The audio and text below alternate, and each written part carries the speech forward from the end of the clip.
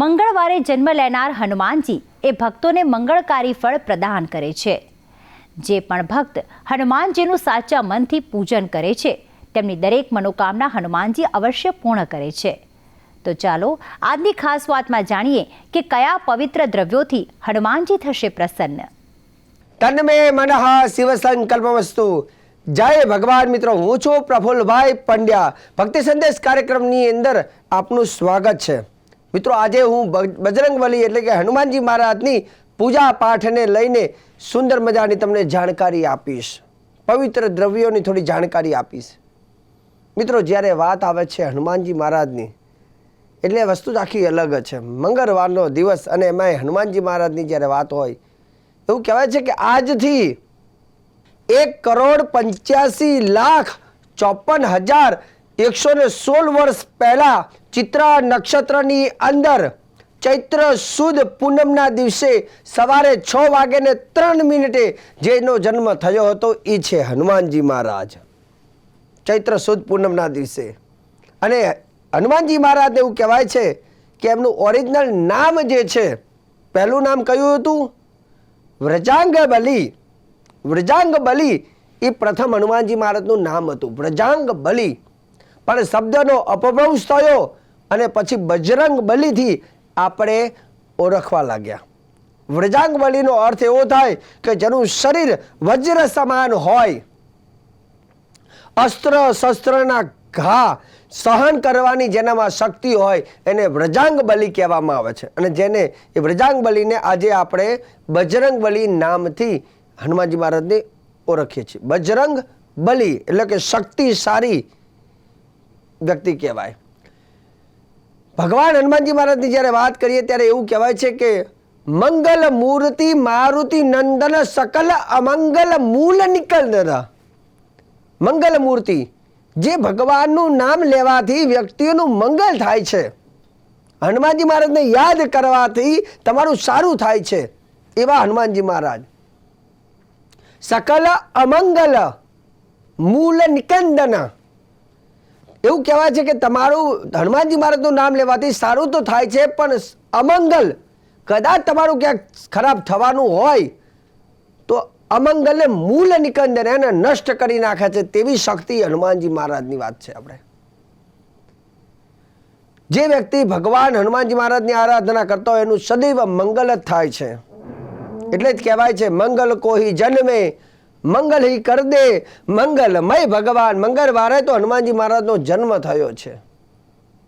અને હનુમાનજી મહારાજને ખુશ કરવા હોય ને તો હંમેશા હનુમાનજીની સામે પહેલા રામ નામ બોલવું.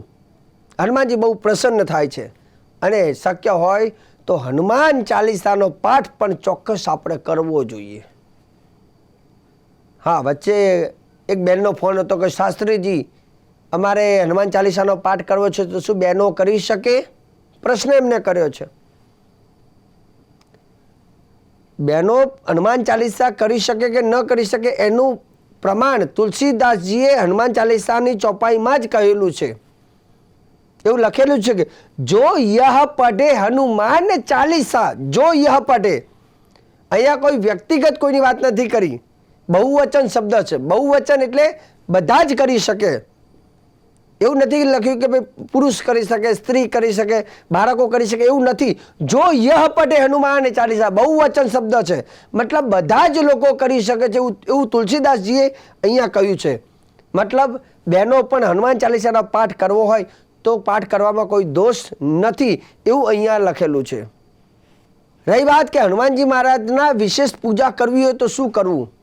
જ્યારે જ્યારે તમને એવું લાગે મંગળવારનો દિવસ હોય, બજરંગબલીની આપણે વિશેષ પૂજા કરવી હોય તો એ દિવસે ઉપવાસ કરી અને દૂધ અને જે કેળા ફળ હોય, કદલી ફળ એટલે કે કેળા ફળ અને દૂધ ખાઈને ઉપવાસ કરીને તમે હનુમાનજી મહારાજની પૂજા કરવી જોઈએ.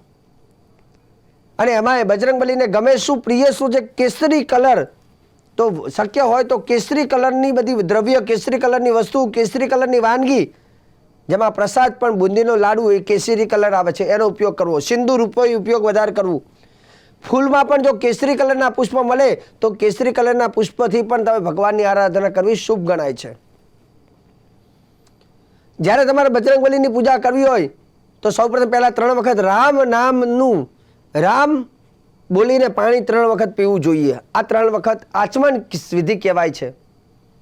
હનુમાનજી મહારાજની પૂજા કરતા પહેલા સૂર્યદેવને, ધરતી માતાને પગે લાગવું, ભગવાન ગણેશજીને નમસ્કાર કરવા અને ત્યાર પછી જો હનુમાનજી મહારાજનું પૂજા પ્રારંભ કરતા પહેલા 108 વખત રામ નામની માળા કરવી. ત્યારબાદ હનુમાનજી મહારાજને ખાસ 5 દ્રવ્ય તમારે એક વાટકીમાં તૈયાર કરવાના. એકમાં દૂધ, એકમાં દહીં, એકમાં ઘી, એકમાં મધ અને એકમાં સાકર. આ 5 વસ્તુઓ હનુમાનજીને ચડાવવાની. અને સૌપ્રથમ પહેલાં દૂધ ચડાવવાનું અને દૂધ ચડાવીને 2 વખત ચોખ્ખું પાણી ચડાવવાનું અને તે વખતે આ મંત્ર ચોક્કસ બોલવો. ઓમ હમ હનુમતે રુદ્રાત્મકાય હુમ ફટ. આટલો મંત્ર બોલવાનો. ઓમ હમ હનુમતે રુદ્રાત્મકાય હુમ ફટ. આ મંત્ર બોલીને હનુમાનજી મહારાજને દૂધ ચડાવવું. દૂધ પછી 2 વખત ચોખ્ખું પાણી, શુદ્ધોદક સ્નાનંતે શુદ્ધ આચમનીય સમર્પયામિ, 2 વાર ચોખ્ખું પાણી ચડાવવાનું. ત્યાર પછી દહીં ચડાવવાનું. એમાંય પણ આ જ મંત્ર ઓમ હમ હનુમતે રુદ્રાત્મકાય હુમ ફટ બોલીને દહીં ચડાવો.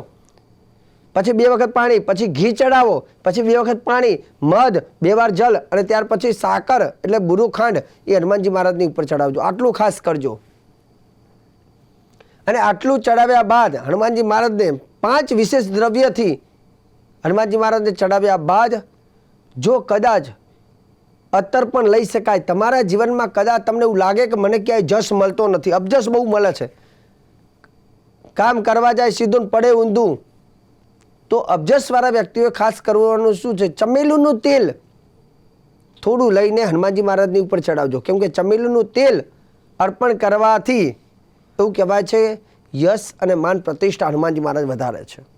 હનુમાનજી મહારાજને ચોખ્ખા પાણીથી સ્નાન કરાવી અને તમારા મંદિરમાં બિરાજમાન કરીને શક્ય હોય તો હનુમાનજી મહારાજને તિલક કરવાનું. ચમેલીનું તેલ અને એમાં સિંદૂર નાખીને એને ઘોરીને હનુમાનજી મહારાજને ચાંદલો કરજો. સિંદૂરનો ચાંદલો. કેમ કે જ્યારે એક વખત માતા સીતા જ્યારે પોતાના માંગમાં સિંદૂર ભરતા હતા ત્યારે હનુમાનજી મહારાજે પૂછ્યું કે મૈયા તમે આ શું કરો છો? ત્યારે સીતાજીએ કહ્યું કે મારી માંગમાં સિંદૂર ભરવાથી રામનું આયુષ્ય વધે છે. અને આ સાંભળી હનુમાનજી મહારાજે પોતાના શરીર ઉપર તેલ અને સિંદૂર લગાડ્યું છે. ત્યારથી તેલ સિંદૂર હનુમાનજી મહારાજને અર્પણ કરવામાં આવે છે. જો તમે તેલ સિંદૂર એકત્ર કરીને એનો તિલક હનુમાનજી મહારાજના બંને હાથ, પગ અને મસ્તક ઉપર કરો છો તો હનુમાનજી બહુ પ્રસન્ન થાય છે. ચોખા હોય, ચોખાને અક્ષતને કહેવાય સિંદૂરવાળા કરીને હનુમાનજી મહારાજના ચરણમાં મૂકો, કાર્યમાં સિદ્ધિ આપે છે.